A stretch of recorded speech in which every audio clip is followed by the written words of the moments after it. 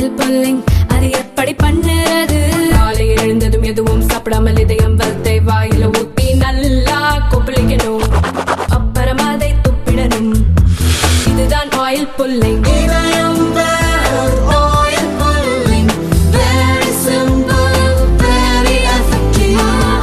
தமிழக முன்னாள் முதல்வர் ஜெயலலிதாவின் 27 கிலோ நகைகள் 1562 ஏக்கருக்கான சொத்துக்களின் ஆவணங்கள் தமிழக லஞ்ச ஒழிப்புத்துறை போலீசாரிடம் ஒப்படைக்கப்பட்டன. வருமான வரி மசோதா 2025 ஆராய்வதற்கான மக்களவையின் தேர்வுக்குழு பிப்ரவரி 14, 2025 அமைக்கப்பட்டது. இதன் தலைவராக பாஜக எம்பி பைஜெயந்த் ஜெய் பாண்டா நியமிக்கப்பட்டுள்ளார். சூரிய மின்சக்தி உற்பத்தியில் இந்தியா ஒரு சூப்பர் பவர் என்று வர்ணித்துள்ள ஐக்கிய நாடுகள் சபையின் காலநிலை தலைவர் சைமன் ஸ்டீல், மற்ற நாடுகள் பேசுகின்றன, ஆனால் இந்தியா செயலில் காட்டியுள்ளது என புகழ்ந்துள்ளார். டெல்லி முதல்வராக கெஜ்ரிவால் வசித்து வந்த அரசு பங்களாவை அலங்கரிக்க செலவிட்ட தொகை தொடர்பாக விசாரணை நடத்த மத்திய ஊழல் கண்காணிப்பு ஆணையம் டெல்லி அரசின் பொதுப்பணித்துறைக்கு உத்தரவிட்டுள்ளதாக பாஜக தலைவர் விஜேந்திர குப்தா தெரிவித்தார். உத்தரப்பிரதேசத்தில் பிரயாக்ராஜில் நடந்து வரும் மகா கும்பமேளாவுக்கு செல்லும் வழியில் மிர்சாப்பூர் பிரயாக்ராஜ் நெடுஞ்சாலையில் பேருந்து மற்றும் கார் மோதிக்கொண்ட விபத்தில் சத்தீஸ்கரைச் சேர்ந்த 10 பக்தர்கள் உயிரிழப்பு. திருப்பூரில் தக்காளி விலை கடுமையாக சரிந்து 15 கிலோ 100 ரூபாய்க்கு விற்கப்படுவதால் பெரும் நஷ்டம் ஏற்படுவதாக விவசாயிகளும் வியாபாரிகளும் வேதனை தெரிவித்தனர். திருப்பரங்குன்றம் விவகாரத்தில் திமுக அரசின் செயல்பாடு முறையாக இல்லை என கூறி திமுகவில் இருந்து விலகிய நெல்லை மாநகர நிர்வாகி இந்து முன்னணியில் இணைந்தார். காசி தமிழ் சங்கமத்தின் 3ஆம் ஆண்டு நிகழ்வுகளில் பங்கேற்பதற்காக தமிழ்நாட்டிலிருந்து சென்றவர்களுக்கு வாரணாசி ரயில் நிலையத்தில் உற்சாக வரவேற்பு அளிக்கப்பட்டது. வாரணாசியில் காசி தமிழ் சங்கமம் நிகழ்ச்சியின் 3வது பதிப்பு நடைபெற இருப்பதை அறிந்து மிகுந்த மகிழ்ச்சி அடைகிறேன் என பிரதமர் நரேந்திர மோடி தெரிவித்துள்ளார். மணிப்பூரில் குடியரசுத் தலைவர் ஆட்சி அமல்படுத்தியிருப்பது நம்பிக்கையின் ஒளிக்கீற்று என்று குக்கி பழங்குடியினர் கூறியுள்ள நிலையில் குடியரசுத் தலைவர் ஆட்சிக்கு மைத்தி கூட்டமைப்பு எதிர்ப்பு தெரிவித்துள்ளது. கேரளாவின் கோழிக்கோட்டில் உள்ள விஷ்ணு கோவிலில் பிப்ரவரி 13ஆம் தேதி திருவிழா நடைபெற்றது. திருவிழாவிற்காக 2 யானைகள் அலங்கரிக்கப்பட்டு கொண்டு வரப்பட்டன. அப்போது பட்டாசு வெடித்ததில் யானைகள் மிரண்டு ஓடியதால் 3 பக்தர்கள் உயிரிழந்த நிலையில் 30க்கும் மேற்பட்டோர் காயமடைந்தனர். மகா கும்பமேளாவுக்கு நாள்தோறும் லட்சக்கணக்கானோர் வருவதால் அதனை மேலும் நீட்டிக்க வேண்டும் என்று உத்தரப்பிரதேச அரசை அம்மாநில முன்னாள் முதல்வரும் சமாஜ்வாதி கட்சியின் தலைவருமான அகிலேஷ் யாதவ் வலியுறுத்தியுள்ளார். அமைதி பூங்காவாக இருக்கும் தமிழகத்தில் மத ரீதியாக மக்களை பிளவுபடுத்துகிற அரசியலை பாஜக தலைவர் அண்ணாமலையும் இந்து முன்னணி அமைப்புகளும் பல்வேறு நடவடிக்கைகளின் மூலம் ஈடுபட்டு வருகின்றன என்று தமிழ்நாடு காங்கிரஸ் கமிட்டியின் தலைவர் செல்வ பெருந்தகை குற்றச்சாட்டு. திருநெல்வேலி மத்திய மாவட்ட திமுக பொறுப்பாளராக இருந்த முன்னாள் அமைச்சர் TPM மைதீன் கான் திடீரென்று மாற்றப்பட்டு புதிய பொறுப்பாளராக பாளையங்கோட்டை MLA அப்துல் வஹாபை கட்சி தலைவி நியமித்துள்ளது. சட்டத்துறை வரலாற்றில் முதல் முறையாக தமிழ்நாடு தேசிய சட்ட பல்கலைக்கழகத்தின் ஆட்சிக்குழு உறுப்பினராக மாற்றுத்திறனாளி பேராசிரியர் ஏழுமலை நியமிக்கப்பட்டுள்ளார். தமிழக முதல்வர் ஸ்டாலின் காணொலி காட்சி மூலம் திறந்து வைத்த காஞ்சிபுரம் ராஜாஜி மார்க்கெட் 6 மாதங்களுக்கு பிறகு நேற்று செயல்பாட்டுக்கு வந்தது. செயல்பாட்டுக்கு வந்த 2ஆம் நாளே நடைபாதை ஆக்கிரமிக்கப்பட்டன. பாரம்பரிய மருத்துவ முறைக்கும் செம்மொழி தமிழ் இலக்கியத்திற்கும் அகஸ்திய முனிவர் அளித்த பங்களிப்புகள் இந்த ஆண்டு காசி தமிழ் சங்கமம் நிகழ்வில் கொண்டாடப்பட இருப்பதை அறிந்து புலங்காங்கிதம் அடைவதாக பிரதமர் நரேந்திர மோடி தெரிவித்துள்ளார். திருச்சி மாவட்ட ஆட்சியர் அலுவலகத்தில் சுற்றித் திரிந்த நாயை மாநகராட்சி ஊழியர் ஒருவர் அடித்து கொல்ல முயன்ற சம்பவம் ஆட்சியர் அலுவலகத்தில் அதிர்ச்சியை ஏற்படுத்தியுள்ளது. தமிழகத்தில் NMMS தேர்வு எழுதும் மாணவர்களுக்கான ஹால் டிக்கெட் பிப்ரவரி 17ஆம் தேதி வெளியிடப்படும் என்று தேர்வுத்துறை அறிவித்துள்ளது. மத்திய அரசின் இந்த கல்வி உதவித்தொகை திட்டத்தின் கீழ் அரசு உதவி பள்ளியில் 8ஆம் வகுப்பு படிக்கும் மாணவர்களுக்கு கல்வி உதவித்தொகை அளிக்கப்பட்டு வருகிறது. பாலியல் அத்துமீறல்களில் ஈடுபடும் ஆசிரியர்கள் அரசு ஊழியர்களை நிரந்தர பணி நீக்கம் செய்ய வேண்டும் என மார்க்சிஸ்ட் கம்யூனிஸ்ட் மாநில செயலாளர் சண்முகம் வலியுறுத்தியுள்ளார். அமெரிக்க அதிபர் டொனால்ட் ட்ரம்ப் 3ஆம் பாலினத்தவர்களின் இராணுவ சேவையை தடை செய்யும் உத்தரவில் கையெழுத்திட்டதைத் தொடர்ந்து அமெரிக்க இராணுவம் இதனை உறுதிப்படுத்தியுள்ளது.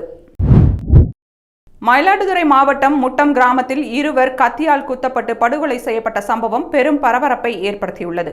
சம்பவத்திற்கு எதிர்க்கட்சி தலைவர்கள் கண்டனம். அரசின் நிர்வாக நியமனங்களில் இந்திய தலைமை நீதிபதி எப்படி பங்கேற்க முடியும் என்று துணை ஜனாதிபதி ஜெகதீப் தன்கர் கேள்வி எழுப்பியுள்ளார். இந்தியாவில் 65% வாக்காளர்கள் இந்தி கூட்டணி தொடர வேண்டும் என்று விரும்புவதாக India Today C voters mood of nations கருத்து கணிப்பு தெரிவித்துள்ளது. கிருஷ்ணகிரியில் உணவக மேலாளரை அரிவாளால் தாக்க முயன்ற நபர் விபத்தில் சிக்கி மருத்துவமனையில் அனுமதிக்கப்பட்டுள்ளார். இவர் மீது பல்வேறு குற்ற வழக்குகள் நிலுவையில் உள்ள நிலையில் சிகிச்சைக்கு பின் அவர் கைது செய்யப்படுவார் என்று போலீசார் தெரிவித்துள்ளனர். மயிலாடுதுறை மாவட்டம் முட்டம் பகுதியில் இருவர் படுகொலை செய்யப்பட்டதற்கு அரசும் காவல்துறையும் பொறுப்பேற்க வேண்டும். இருவரின் குடும்பங்களுக்கும் தலா 50 லட்சம் ரூபாய் இழப்பீடும் அரசு வேலைவாய்ப்பும் வழங்க வேண்டும் என பாமக நிறுவனர் ராமதாஸ் தெரிவித்துள்ளார். அண்ணா பல்கலைக்கழக உதவி பேராசிரியர், உதவி நூலகர், உடற்கல்வி உதவி இயக்குனர் பணியிடங்களுக்கான போட்டித் தேர்வு ஏப்ரல் 5 மற்றும் 6ஆம் தேதி நடைபெறும் என ஆசிரியர் தேர்வு வாரியம் அறிவிப்பு. சிபிஎஸ்இ பாடத்திட்டத்தில் 10, 12ஆம் வகுப்புகளுக்கான பொதுத் தேர்வு இன்று தொடங்கியது. இதில் 10ஆம் வகுப்பு ஆங்கில பாட வினாத்தாள் எளிதாக இருந்ததாக மாணவர்கள் கூறினர். மயிலாடுதுறை இரட்டை கொலை குற்றவாளிகளை போலீசார் இரும்பு கரம் கொண்டு அடக்க வேண்டும். தமிழகத்தில் யார் ஆட்சி அமைந்தாலும் கொலை கொள்ளை நாடகத்தான் செய்கிறது. இருப்பினும் இந்த படுகொலையை வன்மையாக கண்டிக்கிறேன் என்று செல்வ பெருந்தகை தெரிவித்துள்ளார்.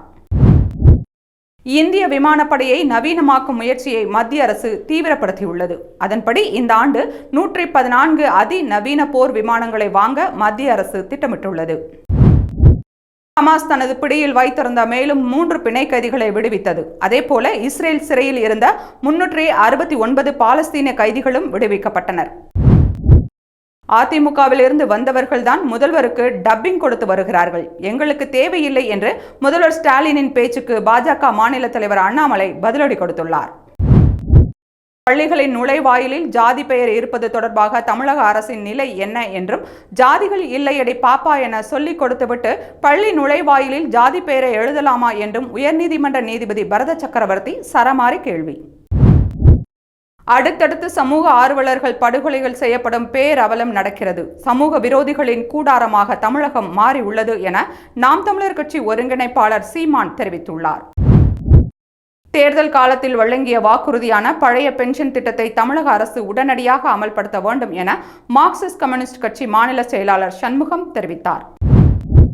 நெல்லை பொன்னாக்குடியில் ஆள் இல்லாத வீடுகளில் சுற்றித் திரிந்த 3 வடமாநில இளைஞர்களில் ஒருவர் பிடிபட்டு காவல்துறையிடம் ஒப்படைக்கப்பட்டார். இதனால் அந்த பகுதியில் வசிக்கும் வட மாநிலத்தவர்களை கண்காணிக்க வேண்டும் என பொதுமக்கள் கோரிக்கை வைத்துள்ளனர். சத்தீஸ்கர் மாநகராட்சி தேர்தல்களில் அம்மாநிலத்தில் உள்ள 10 மாநகராட்சிகளையும் கைப்பற்றி பாஜக அபார வெற்றி.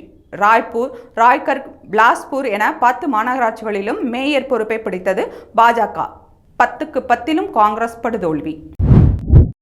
அம்பத்தூர் தொழில்பேட்டையில் உள்ள ஹோட்டலில் சாப்பிட்ட உணவுக்கு பணம் கேட்டதால் மறைத்து வைத்திருந்த பட்டா கத்தியால் ரவுடி தாக்கிய சிசிடிவி காட்சிகள் வெளியாகி பரபரப்பு. தொடர்ந்து உச்சத்தை கண்டு வரலாறு காணாத புதிய உச்சங்களை தொட்ட தங்கத்தின் விலை இன்று சவரனுக்கு 800 ரூபாய் குறைந்தது. 1 கிராம் 7,890 ரூபாய்க்கும், ஒரு சவரன் 63,120 ரூபாய்க்கும் விற்பனை செய்யப்படுகிறது. நாளை பிற்பகலுக்குள் பிணை கைதிகளை விடுவிக்கவில்லை என்றால் ஹமாஸ் பிடியில் இருக்கும் காசா வெடித்து சிதறும் என்று ட்ரம்ப் பகிரங்க எச்சரிக்கை விடுத்துள்ளதால் பரபரப்பு. ஜப்பானில் வடக்கு மாகாணங்களான புகுஷிமா, சிமானோ, யமகட்டா, டொயோமோ உள்ளிட்ட இடங்களில் கடும் பனிப்புயல் நிலவுகிறது. இதனால் பனிப்புயலில் சிக்கி 1 வாரத்தில் 12 பேர் உயிரிழந்துள்ளதாக அந்நாட்டு உள்துறை அமைச்சகம் தெரிவித்துள்ளது. தமிழ்நாடு மற்றும் புதுச்சேரியில் அதிகபட்ச வெப்பநிலை இயல்பை விட 3 டிகிரி செல்சியஸ் அதிகரிக்கக்கூடும் என வானிலை ஆய்வு மையம் தெரிவித்துள்ளது. மாநகராட்சியுடன் ஊராட்சிகளை இணைக்க வேண்டாம் என்று ஆட்சியரிடம் மனு அளித்தால் மறு ஆய்வு செய்யப்படும் என அமைச்சர் KN நேரு தெரிவித்துள்ளார். பூந்தமல்லி அருகே சாப்பிட்டதற்கு பணம் கேட்ட ஓட்டல் உரிமையாளரை அரிவாளால் வெட்டிய மர்ம கும்பல் கொடூர தாக்குதல். ஒரே இரவில் வெவ்வேறு இடங்களில் 3 பேரை வெட்டி பணத்தை பறித்த 3 பேர் கைது. சென்னையில் பூக்களின் விலை இன்று உயர்ந்துள்ளது. திருமணங்கள், பூஜைகள் அதிகரிப்பதால் மலர் தேவையும் விலையும் அதிகரித்துள்ளதாக சந்தை வியாபாரிகள் தெரிவித்துள்ளனர். அதன்படி மல்லிகை கிலோ 800 ரூபாய்க்கும், ரோஜா 200 ரூபாய்க்கும் விற்பனையாகி வருகிறது. விகடன் பத்திரிகை பிரதமர் மோடியை தரக்குறைவாக சித்தரித்ததை கண்டித்து பாஜக மாநில துணைத் தலைவர் கரு நாகராஜன் கண்டனம் தெரிவித்துள்ளார். இதுகுறித்து சட்ட ரீதியான நடவடிக்கை எடுக்கப்படும் எனவும், விகடன் மன்னிப்பு கேட்க வேண்டும் எனவும் அவர் கூறினார். திருப்பூரில் பேசிய பாஜக நிர்வாகி குஷ்பு, முதல்வர் ஸ்டாலின் குழந்தைத்தனமாக பேசுகிறார் என விமர்சித்தார். மேலும் பெண்கள் பாதுகாப்பு குறைந்துள்ளது, பள்ளியில் மாணவிகள் பாலியல் தொல்லை எதிர்கொள்கிறார்கள் என கண்டனம் தெரிவித்துள்ளார்.